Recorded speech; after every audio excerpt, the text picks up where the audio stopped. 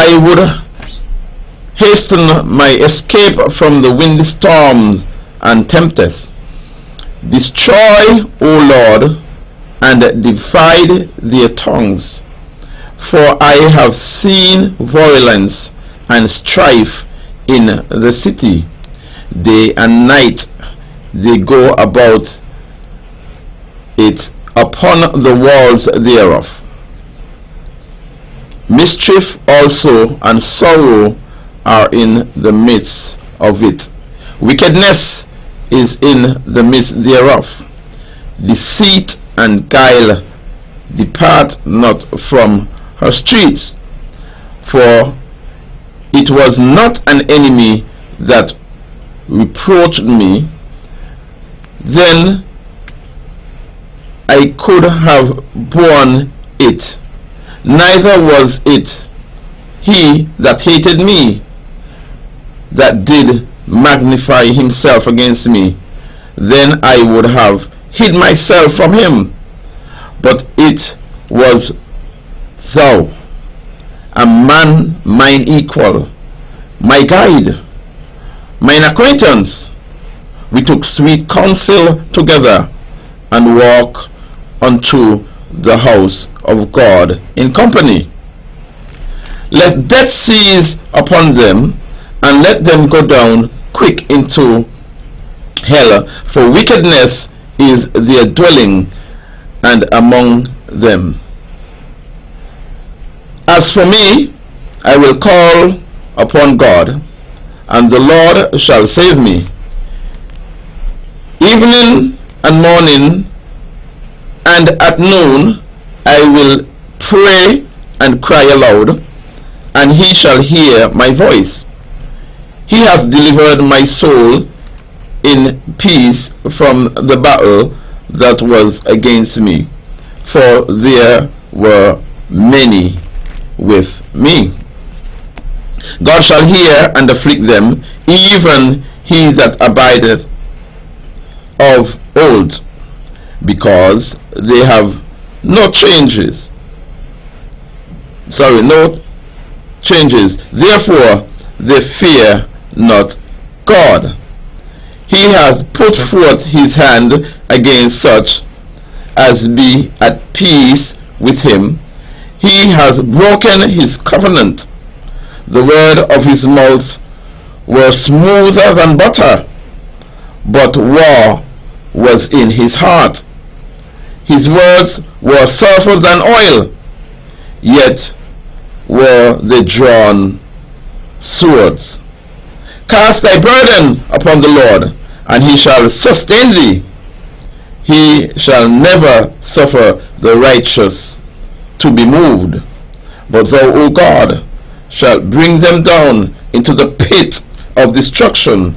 Bloody and deceitful men shall not live out half of their days, but I will trust in thee. The word written by the psalmist David, the book of Psalms 55. And indeed, the writer penned this with a painful experience, and it is an experience that is sometimes felt by some of us having close friends but betray you in the way that you would never imagine. And David, because of his love for God, he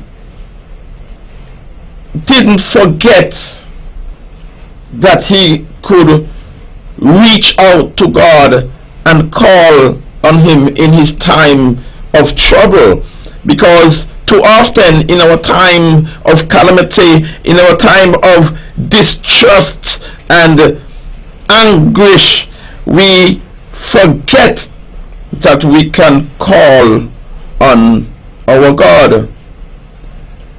It was hard because David recognized it was a close friend. And in verse 12 it tells of the sweet fellowship, that they walked together to the house of God. And so it was extremely emotional, painful, and the experience to have someone break that trust and turn against you. And in our day today we say, it is someone from the inner circle, and break your trust, a brother or a sister, in the church, or even your family, and would do that to you, and you're not expecting that from someone so close to you. But David, first he was discouraged, and he called on God, pleading to God to hear his words, to listen to his prayer. And David made it clear. He says, hear and answer me. And so we look at it that David recognized that it is not just a simple complaining or mourning, or just saying out how he felt, but he was really beckoning to God that, Lord, I am really hurt, and I want you to hear me. I want you to recognize what this person or these persons would have done to me. And so David made his request to God, and he asked God to answer his petition. David, he felt abandoned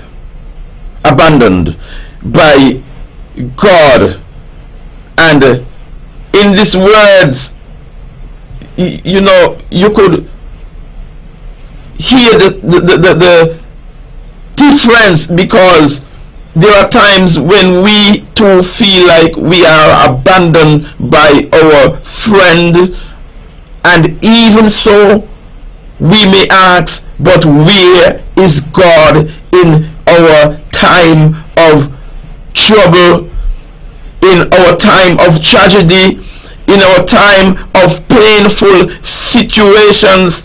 We may ask, but God, where are you? Have you left us? God, are you no longer on my side? Why is this happening to me? But we must be reminded that the important lesson that David has taught is that repeatedly through the Psalms he was writing, and he turned to God first when something happened in his life that he had to deal with. And there are times when things are going to happen in our lives also, and it may be burdens of trouble or even trouble of the soul, but we need to speak to God. And David has the right inclination to take his pain to God and his request known unto him. And so David was making sure of complaining to God instead of cursing God for what happened. Note, as I said, he was complaining, not cursing. And so it is time that we as a people recognize that we can go to God and we can tell him how we feel, because we would have had this relationship with God. So in our time of distress, when you go and call on God, he would be there. And so first, David in his discourse, he describes his emotional and mental distress that he was feeling. David says, I am troubled in my complaint. I am distraught by the noise of the enemy, because of the clamor of the wicked, because of what they are saying, because of what they are doing. And we have to make sure that when we are in Christ, that we know that when this attack comes from the enemy, who we so believe was our friend and is our friend, we know that it is not directly on us, but it is against God, because we know that the enemy's job is to seek to bring down the name of God. And so David, he was quite accurate in his thoughts and the way that he brings his trouble to God. The amount of suffering and hardship that he was going through, because it was someone who was close. It is someone who is a close friend. And in our term today, we would say, but he put a knife in my back, because he knew of all my secrets. He knew of everything. And David says, my heart is in anguish, because the terrors of death are fallen upon me. And we can really look at it and think of it, but it is hard to understand the feeling that David was experiencing, because he describes the situation with anguish, terror, fear, trembling, and horror. This is what he was facing. And yes, you may be going through a situation where you think that the church has let you down, or your best friend have let you down, or your husband, your wife, whomever it is, the preacher. But note that God has not let you down. It was horrible. But even though David was facing all of this, he says, oh, that I had the wings of a dove, I would fly away and be at rest. In fact, David said that he would flee far away and stay in a desert place, a place of shelter, far from the tempest. And so it is understandable that even though he was feeling like he have to run away, and there are times when we have that feeling also, but there are times when you run away and it seems like you're running away from problems, and it seems like it's just more problem, because you wonder if the problem is following you, because you run away but you still find yourself in problem. In fact, many times we try to run away and we end up in something worse. And you may be thinking, but what can be even worse than that? But we can sometimes go to support from friends, from the family, from Christians.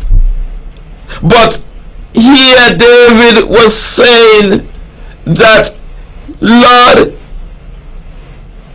it wasn't an enemy, because if it was, then I would have had opportunity to hide. I would have had opportunity to run. It was not an enemy that reproached me. I could have borne it. It wasn't one who hated me that did magnify himself against me. Then I would have hidden myself from him. But it was one of his own equal. And he put it here, my guide, mine acquaintance. And so what could be possible worse than that? And so the emotional pain that he was experiencing was very hard. It was the betrayal of his friend. But David feels the reaction that we all feel. Run. Just move away. Just go to a different place. Believing change of location, that it would make everything better. But even though he had a desire to escape from the terror around him, he made his plea. He made his request known unto God. And so David speaks of the way of his enemies. He said that they are extremely wicked. He speaks of the city, the violence, the strife, the iniquity, the oppression, and even the fraud that was found in the marketplace. And David tells the Lord that people are cheating other people in the marketplace, not being honest, cheating, stealing, robbing. And the scene that he described was that the city was a horrible scene of evil. It's like watching a horror movie. And so therefore David calls to God to confuse their speech. And it was a request that he put to God, knowing that even though he may run, that God had his back. The people were just making a name for themselves. But David, he was calling upon the name of the Lord, because he was saying to God, don't let them accomplish their goals. Whatever they put their hands to, their evilness would not prosper. And so in verse 12, where the problem David was experiencing such deep pain, he says it was not an enemy. It wasn't someone as a stranger, but these people were his acquaintances. The persons who was causing the pain, a close friend. And David even put it better. In fact, he said it was his companion, one who he would have spent quality time with. And so it was very devastating in the fact, in knowing that he cried, knowing that this person was what we call a bosom buddy, one that he would have shared his time with, worshiping the Lord, walking to the house of God.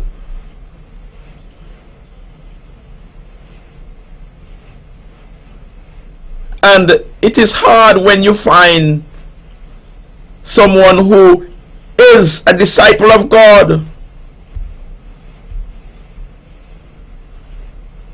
losing a friend is very difficult, painful, but it's worse when that friend is so close. When a Christian friend turns against you and you recognize that this friend was all along planning, slandering your name, your reputation, and that their desire was to see you ruin. But God, we can say of a surety, David, in his supplication to God concerning these persons, he says, let death come upon them. And so we understand the anguish, the anger, because of the evil that was in their homes, in their hearts. And David had no trouble desiring severe judgment. And so it is for us to recognize that even though we may be going through our situation, we must know that we can turn to God and that we can allow God to do his work. We may stipulate and call what we want God to do, but allow him to be the one responsible for such persons. And so, whatever you may be going through today, note that in verse 23 it says, but thou, O God, shall bring them down into the pit of destruction. And David says, but I will trust in thee. Whatever you may be doing, whatever you may be going through, remember that you can trust in God. God bless you and have a wonderful day. This has been another broadcast of the Voice of Truth from the Ebenezer United Church, Old Manor Estate, Gingerland, Nevis. We are all called upon to make difficult decisions at difficult times, but we can always be assured that the Lord is with us to strengthen and keep us. This broadcast was intended to share some of this good news with you. Please be assured that it is never too late to make a change in your life for God. If you have been blessed or encouraged in any way, we invite you to share this good news with us. You may be contacted by mail at PO Box 486, Charlestown, Nevis, or via email on voiceoftruth@ntlworld.com. You are also invited to worship with us on Sundays at 11:15 a.m. and 6:30 p.m. Mondays 7:30 p.m. for Bible study, Wednesdays 7:30 p.m. for prayer meetings, and Fridays 7:30 p.m. for youth fellowship. We look forward to fellowshipping with you. May God richly bless you today and every day.